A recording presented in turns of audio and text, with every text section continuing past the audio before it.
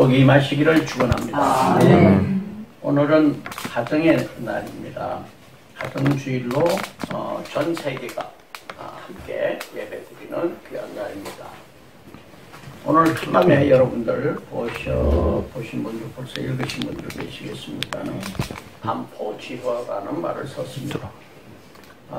우리가 늘 이 부모님이 우리 이 세상에 함께 계시든 계시지 않든 우리가 감사하는 그런 마음을 생각하는, 부모님을 생각하고 감사하는 마음을 갖는 귀한 오늘 하루가 되시기를 축원합니다. 본문의 말씀으로 가정의 날에 대한 설교를 준비를 하였습니다. 가정의 날하고 주님께서 기적을 행하신 일하고 무슨 관계가 있겠는가라고 하는 그런 생각을 했습니다. 그래서 어버이날 설교를 따로 늘 여러분들이 오랫동안 교회 다니신 분들은 부모를 공경하라, 또 자녀들에게 어떻게 하라 하는 그 설교가 늘 그 가정주일에는 있게 마련인데, 오늘 말씀을 이거를 누가복음 7장을 할 차례인데 말씀을 선고하던 중에 여기에 하나님께서 주시는 부모님에 대한 심정이 여기에 있구나. 그래서 이 말씀을 준비하게 됐습니다.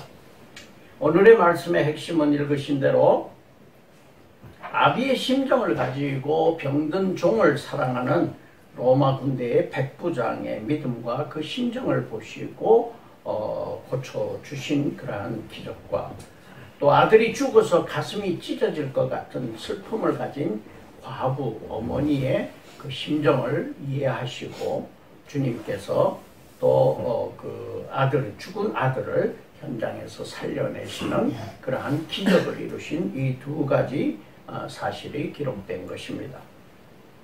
여러분들 백부장이라 그러면은 우리 성경에 5군데 나옵니다만은 이 백부장은 다른 백부장하고는 조금 성향이 다른 사람입니다. 백부장이라 그러면 100명 정도의 군대를 거느리는 사람을 백부장이라 그럽니다. 그리고 1000명이면 천부장 이렇게 얘기를 하는데, 이 백부장은 지금으로 말하면은 군대 편성상으로 보면 한 대대장급이나 조금 더 크게 보면 연대장급까지도 볼 수가 있겠습니다. 그래서 그 당시에 백인호는 100명이지만은 지금 현재 우리 한국의 군대로 봐서는 대대장 내지 연대장급에 해당되는 그러한 사람입니다. 군 내에서 그 당시에는 로마 군인들이 정복군이었기 때문에 대단한 권력을 가지고 있는 그러한 사람이라고 볼 수가 있습니다. 대부분의 백부장들은 정복자의 입장이기 때문에 대단히 교만하고 또 잔인했었습니다. 옛날 우리 일제시대에 우리 한국에 와 있던 일본 순사들, 그래서 아이들이 순사 온다 그러면 울다가도 그칠 정도로 무시무시한 사람으로 여겨졌었다고 그러죠. 우리는 경험을 못한 사람들이 대부분입니다만은 일제시대에 45년도 이전에 그 출생하시고 생활을 하셨던 분들의 경우에는 이 일본 사람들의 순사들의 그 정복자들의 난폭함이라고 하는 것을 아마 들어서 많이 아실 겁니다. 저에게 그 어떤 분이 그 사진을 보내주셨는데, 일제시대에 일본 순사들이 얼마나 한국 사람들에게 잔인하게 행동을 했는가라고 하는 그러한 사진들을 쭉 나열한 것을 보았습니다. 많은 사람들을 죽이기도 하고 죽이면서도 그들은 즐겼습니다. 그래서 한국 사람들의 목을 치면서 옆에서는 이렇게 팔짱을 끼고 희덕거리면서 웃고 있는 그런 사진들이 많이 있었습니다. 그래서 아주 대단히 이 정복자의 교만함이 있는데, 여기에 나온 이 백부장은 전혀 다른 성격의 사람이었습니다. 그래서 오늘 이 백부장의 믿음과 인격을 보면은 첫 번째는 종을 사랑하는 백부장이다 라고 하는 겁니다. 자기 종을 어떤 심정으로 사랑했는가? 아비의 심정으로 사랑했다 하는 겁니다.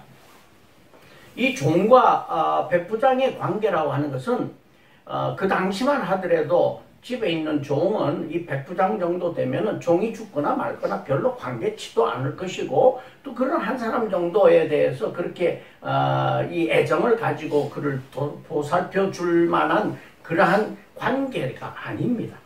뭐 요즘도 뭐 그런 갑질이 많이 있습니다만은 이 당시만 하더라도 대단한 그러한 권력을 가진 이 백부장이 전혀 그 정말 자기의 관심 밖에 있을 수밖에 없는 그러한 종에 대해서 사랑하는 심정으로, 아비가 아들을 사랑하는 심정을 가지고 이 종이 죽게 되었을 때 예수님에게 유대 장로들을 보내가지고 이 종을 낫게 해달라고, 예수님이 병을 많이 고치신다는 소문을 듣고 그렇게 요청을 하게 됩니다.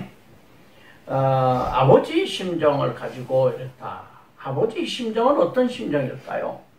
여러분들 아시는 대로 가시고기라고 하는 고기가 있습니다. 물고기. 이 가시고기는 이 부성의 상징이다 이렇게 볼 수 있는데, 이 가시고기는 암 가시고기가 이제 알을 낳고 나면은 그 숫 가시고기가 이제 가지요. 가가지고 그 알을 낳고 어미는 가버립니다. 그래서 어미가 알을 낳고 가버리고 나면 이 아비 가시고기는 거기에서 남아가지고 자기의 이 지느러미, 그러니까 아가미 옆에 있는 지느러미를 가지고 계속 부채질을 합니다. 부채질을 해서 이 온도를 낮춰줍니다. 그래서 바다 온도를 낮춰주고 또 새물을 끌어들입니다. 그리고 허물을 내보내고 15일 동안을 밤에 잠을 자지 않고 먹지도 아니하고 계속 이거를 해가지고 이 알이 부화가 되게 만들죠. 또 알을 주워 먹기 위해서 다른 고기들이 옵니다. 공격을 합니다. 그러면은 이 아비 가시고기는 끝까지 항쟁을 합니다. 투쟁을 해가지고 싸워서 이 등에 보면 가시가 있는데 그걸 가지고 막 밀고 싸우고 해가지고 이 알들을 지켜냅니다. 이 15일 뒤에는 너무 지쳐가지고 15일 동안 아무것도 먹지 못하고 이 지느러미로 바람질을 하다가 이제 지쳐가지고 죽게 됩니다. 죽으면은 가시고기가 그 아비의 그 가시고기의 그 살을 먹고 성장하게 됩니다. 마지막으로 죽어서 새끼의 먹이가 되어주는 것입니다. 이것이 미물인 이 물고기에도 이러한 부성애가 있는데, 사람들의 부성애라고 하는 것은 더 큰 부성애인 줄로 믿습니다. 아비의 자식을 사랑하는 마음으로 종을 사랑해서 종이 병들어 위중해지자 예수님 소식을 듣고 고침을 받게 하려고 하였던 것이죠. 유대 장로들을 보냈습니다. 유대 장로들을 보냈는데 예수님이 고쳐달라고 강구하였습니다. 이것은 유대인들이 나서서 예수님에게 간청을 했습니다. 이분을 낫게 해주는 것이 당연한 것입니다. 왜냐하면 그분이 회당도 짓고 교회도 짓고 또 많은 사람들에게 덕을 베풀었다라고 하는 것을 이야기하면서 예수님에게 간청을 하게 됩니다. 우리는 그가 얼마나 정말 무시해도 될 종을 사랑하는 마음을 가진 그러한 착한 사람이었기 때문에, 그 백부장이 그런 사람이기 때문에 이 유대인들도 나서서 그를 도와주려고 하는 겁니다. 리더십은 바로 이러한 것이 리더십이죠. 리더십이 무엇입니까? 라고 물었을 때 동양의 성인들은 그렇게 얘기했습니다. 측은지심이다 라고 얘기합니다. 남을 불쌍하게 여기는 마음을 갖는 것이 리더십이다 라고 그럽니다. 우리가 살아가는 이 세상살이에는 다 조직이라는 게 있습니다. 그래서 조직 속에서 우리는 살아가게 되어 있습니다. 하위직에 있는 사람을 자기 가족 자녀처럼 생각하고 하게 되면은 존경받고 또 그 사람들도 더 열심히 일을 하게 될 것입니다. 리더십에 관한 이론들도 그렇습니다. 리더는 어떤 사람이 리더냐? 그러면은 옛날 리더십 이론들은 카리스마가 있고 뭔가 딱 보면 풍겨 나오는 이 카리스마가 있고 눈도 부리부리해야 되고 키도 커야 되고 또 목소리도 커야 되고 뭐 이런 우람한 체구를 가진 이러한 장수 같은 그러한 사람이 이 리더다라고 얘기합니다. 이런 거를 우리가 이제 얘기할 때 특성 이론이라고 그래요. 어떤 특성을 가진 사람이 리더다 그러는데, 최근에는 눈도 부리부리 안 해도 되고 저처럼 이렇게 와이셔츠 단추구멍만 해도 괜찮습니다. 키도 뭐 저 정도 표준형이 되면 괜찮습니다. 또 이렇게 목소리도 크지 않아도 괜찮습니다. 요새는 무엇이 중요하냐? 내면적인 게 중요하다는 것입니다. 얼마나 조직원들을 신바람 나게 만드느냐라고 하는 것과 또 그들을 어떻게 섬기느냐라고 하는 게 중요합니다. 그래서 이거를 변혁적 리더십이라고 얘기합니다. Transformational leadership, 그리고 또는 섬기는 리더십을 Servant leadership이라고도 얘기를 합니다. 이런 리더십이 현대적인 리더십인 거죠. 사람들의 이제 생각이 바뀌어 가는 거기 때문에 그렇습니다. 사람들에게 이 팔로워들이, 따라오는 사람들이 잘 따르게 하기 위해서는 내가 잘 섬겨야 되고, 또 그들을 신바람 나게 만들어서 에너지가 풍성하게 나오도록 만들어 줘야 된다라고 하는 게 중요하다라고 그럽니다. 요즘에 최근 그 재벌 2세들의 문제를 많이 일으키고 있습니다. 자질이 안 되는데 부모 덕에 권력을 거머쥐고 돈을 우습게 알고 사는 그러한 세대가 있기 때문인 것입니다. 아무런 자질 훈련도 받지도 않았고 윤리의식도 없고 남을 존중할 줄 모르는 세대인 것입니다. 조직을 관리할 때는 아비의 심정을 가지고 이 조직원들을 관리를 하면은 얼마든지 그 조직은 살아남을 수가 있다라고 하는 것입니다. 우리 동양의 철학자인 공자도 그런 얘기를 했습니다. 가난하고도 아첨하지 않고 부자이면서도 교만하지 않으면 괜찮을 일이다. 그러나 가난하면서도 즐겁게 살고 부자이면서도 예를 좋아하는 것만은 못하다 얘기했습니다. 다시 얘기해서 가난에 비굴하지 않고 부자면서 갑질 안 해야 사람답다라고 얘기할 수 있는데, 한 단계 더 높은 사람은 가난해도 즐겁게 살고 또 아무리 부자지만은 인간이 지켜야 할 예절을 좋아하고 잘 지키는 경지에 이르는 사람이, 그 사람이 사람다운 사람이다 라고 얘기를 하고 있는 것입니다. 성경의 잠언 30장 8절에서 9절 말씀에 보면, 곧 헛된 것과 거짓말을 내게서 멀리 하옵시며 나를 가난하게도 부하게도 마옵시고 오직 필요한 양식으로 나를 먹이시옵소서.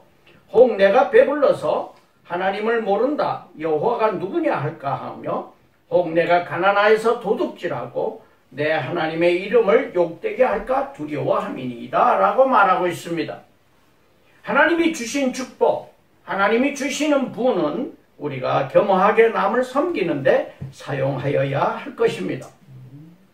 이 백부장은 자기에게 주신 그러한 하나님이 주신 권력을 선하게 사용하였던 사람입니다. 평소에 유대인들과 자기 정복자하고 비정복자들인 그 유대인들과 관계를 좋게 하여서 우정과 좋은 일들을 많이 이룬 사람입니다. 그렇기 때문에 그는 종이지만은 그가 종을 사랑할 수 있는 마음을 가졌던 사람입니다. 어떤 사람들은 보면은 위에는 아부하고 위에 사람들한테는 정말 이 입속에 혀처럼 아주 잘하는 사람이 있어요.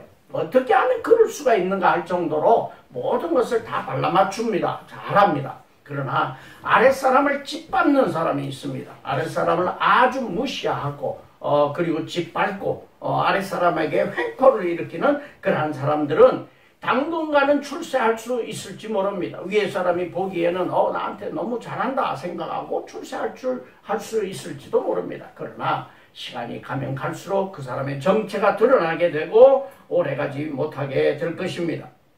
이 백부장은 겸손과 남을 섬기는 사람이었으므로 주님을 섬기고 주의 종의 일을 의탁하는 겸허한 솔직한 사람이었기 때문입니다. 그래서 주님께서는 이에게 축복을 통하여서 그 종의 병을 낫게 해 주었습니다. 두 번째는 이 백부장의 믿음에 관한 것입니다. 예수님이 자기 집에 오심을 감당하지 못하겠다는 겸허한 마음과 믿음을 가졌던 사람입니다. 이것은 주님과 자신의 모습을 잘 파악한 사람입니다. 자기 주제를 모르는 사람들이 보면은 섬겨야 할 사람을 섬기지 않는 사람들이 많습니다. 자기 주제 파악을 해야 되는 것이죠. 나를 아는 사람은 다른 사람의 귀함도 파악할 줄 아는 현명한 사람입니다. 자기를 모르는 사람은 남의 귀함도 파악할 줄 모르는 것입니다. 주님을 못 받고 재판하고 십자가형을 형틀에 세운 사람들, 이 사람들이 자신이 누구인지도 모르고 살았던 불쌍한 사람들인 것입니다. 그런데 이 백부장은 참 메시아로 이 모든 생명을 구원한 하나님이시다라고 하는 것을 알았기 때문입니다.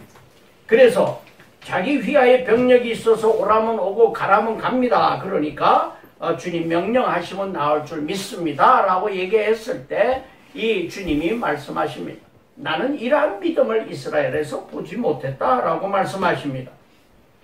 이것은 명령하면 나올 수 있다라고 하는 자기의 명령하면 모든 것이 이루어질 수 있다라고 하는 것을 늘 체험한 군인이기 때문에 주님께서 명령하시면 종의 병도 나을 줄 믿습니다. 그 주님은 모든 이 세상 사람들을 주관하는 분이라고 하는 것을 믿고 있었던 것입니다. 그래서 명령하시면 나올 줄 믿습니다 라고 얘기했던 것입니다. 군인들의 선교가 상당히 중요합니다.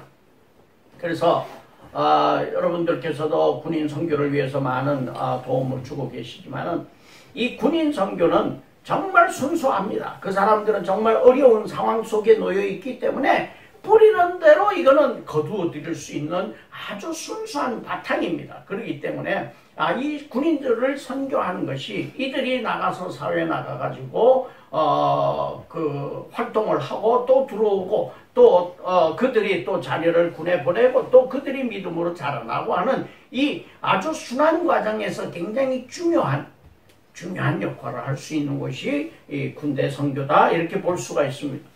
북한의 선교도 상당히 수월해질 수 있습니다. 왜냐하면 북한은요, 북한 사람들은 김정은의 그 말 한마디가 모든 것을 다 이루기 때문에 여기 김정은이 빼고 김일성이 빼고 거기 하나님을 세워놓으면 그래서 모든 사람들이 순종하고 따라야 된다라고 하는 것에 익숙된 사람들입니다. 그렇기 때문에 이 기독교를 전도하기에 북한에 가서 전도하기에는 본래 신앙은 북한이 뜨겁습니다. 그런데 지금은 다 많이 사그러들고 없어졌으리라고 믿지만은 그러나 그들의 이런 생활 패턴 속에는 하나님을 그들이 섬기는 김정은, 김일성, 김정일이 이런 자리에 하나님의 자리를 갖다 놓으면은 그들은 순간적으로 그들이 쉽게 받아들일 수 있다는 겁니다. 그렇기 때문에 이 백부장도 그런 얘기를 한 겁니다.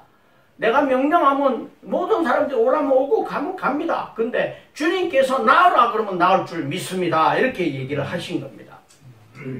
그는 예수님을 하나님이신 것으로 믿었던 것입니다. 그래서 이 종들이 왔다가 예수님은 오시지 마십시오. 우리 집에 오시기는 너무 감당하기가 어렵습니다. 의사처럼 생각하고 모셔오고 왕진을 시키려고 했던 처음 생각하고는 달라진 거죠. 그래가지고 오시지 마십시오 라고 얘기했을 때 이 종들이 돌아가니까 이미 이 종이 나가 있더라는 겁니다. 주님은 즉각적으로 우리에게 은총을 베푸시는 분이시다라고 하는 것을 여기서 볼 수가 있습니다. 서울의 어느 지역에 불이 났는데 3층에서 5살 먹은 아이가, 어린아이가 뛰어내렸습니다. 그래서 살았습니다. 밑에서 이렇게 스펀지 같은 걸 가지고 받고 있던 사람들이 그를 살려냈습니다. 근데 5살짜리 어린아이가 어떻게 거기에 겁도 없이 뛸 수가 있었겠는가? 그래서 너무 무섭지 않았느냐? 물어봤더니 우리 아버지가 그 청막을 잡고서 서서 사람들을 받아주고 있더라. 아버지는 나를 구해줄 줄 믿습니다. 그리고 그런 생각으로 뛴 거죠.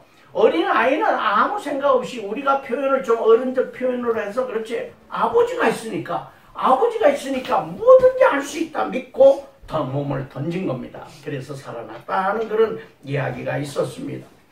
하나님 아버지는 우리를 구원해 주시는 분 줄 믿습니다. 하나님 아버지는 우리에게 생명을 주시는 분인 줄 믿습니다. 우리가 믿고 우리를 던지면은 우리를 구원해 주실 줄 믿습니다. 또 이 백부장의 믿음은 중요한 믿음이 자기가 병을 낫고자 한 것이 아니라 중보의 믿음입니다. 구원을, 다른 사람, 종을 구해달라고 하는 그러한 믿음입니다. 이 중보의 믿음이 굉장히 중요한 것입니다. 그래서 중보기도가 중요하죠.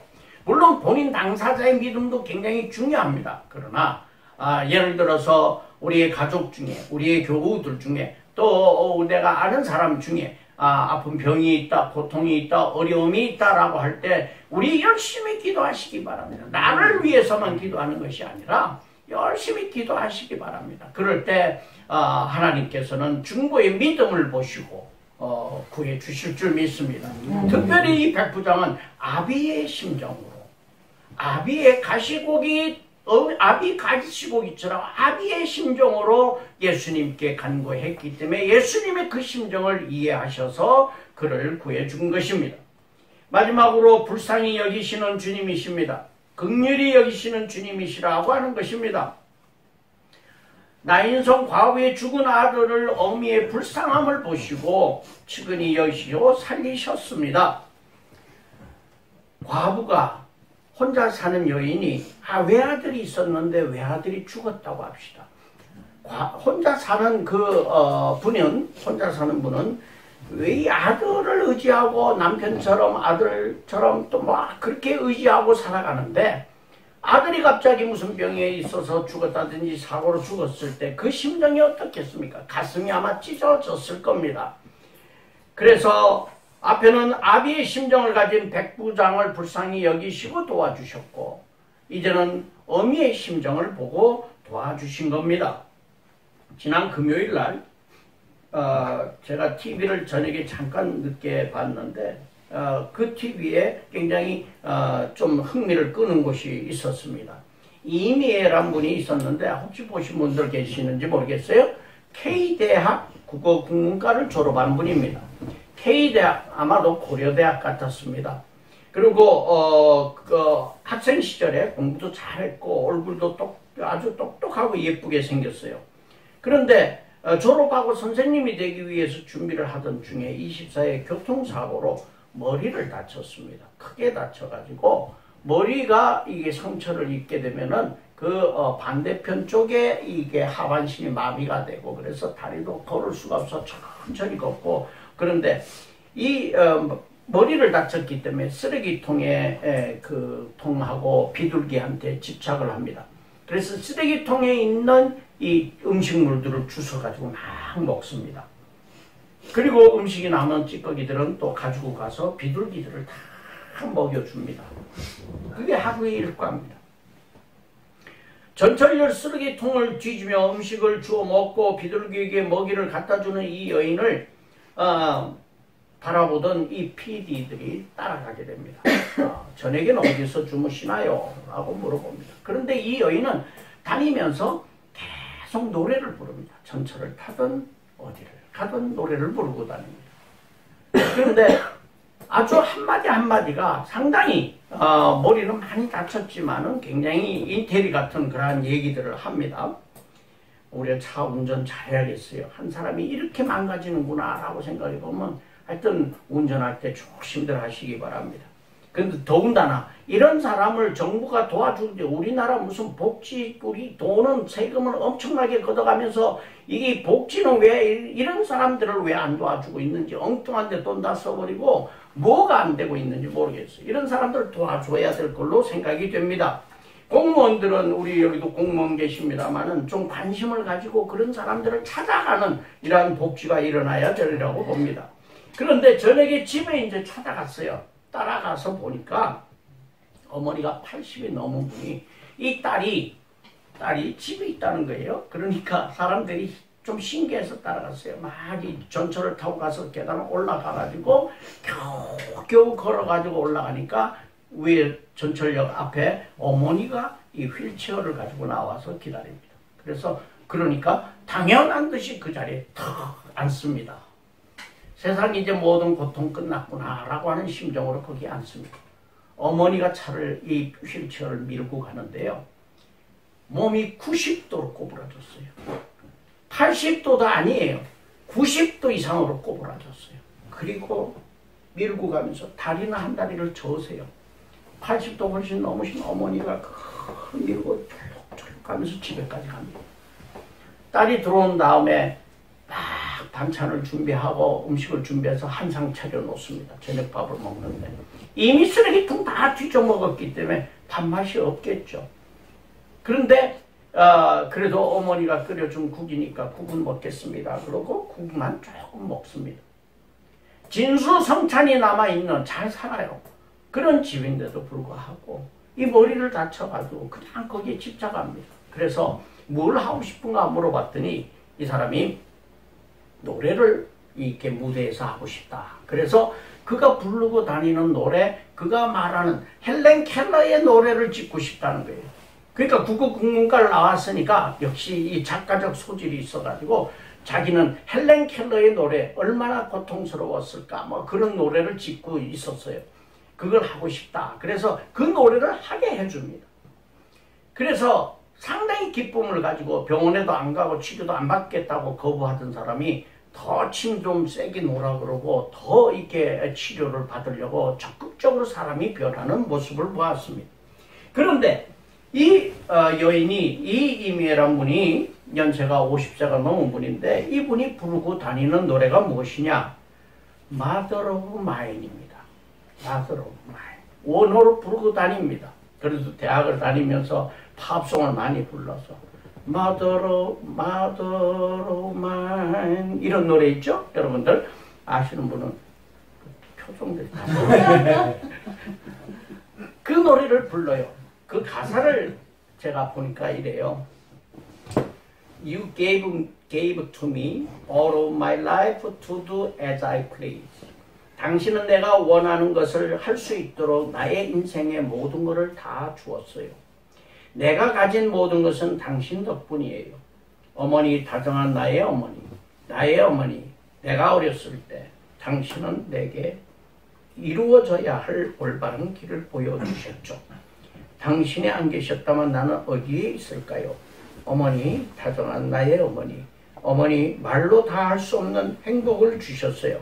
신께서 어머니에게 축복을 내리시도록 매일 밤낮으로 나는 기도해요. 나의 어머니, 이제 난 다 컸어요. 그리고 나 혼자서도 똑바로 걸어갈 수 있죠. 당신이 내게 주셨던 것을 이제 돌려드리고 싶어요. 어머니, 다정한 나의 어머니, 말로 다 할 수 없는 행복을 주셨어요.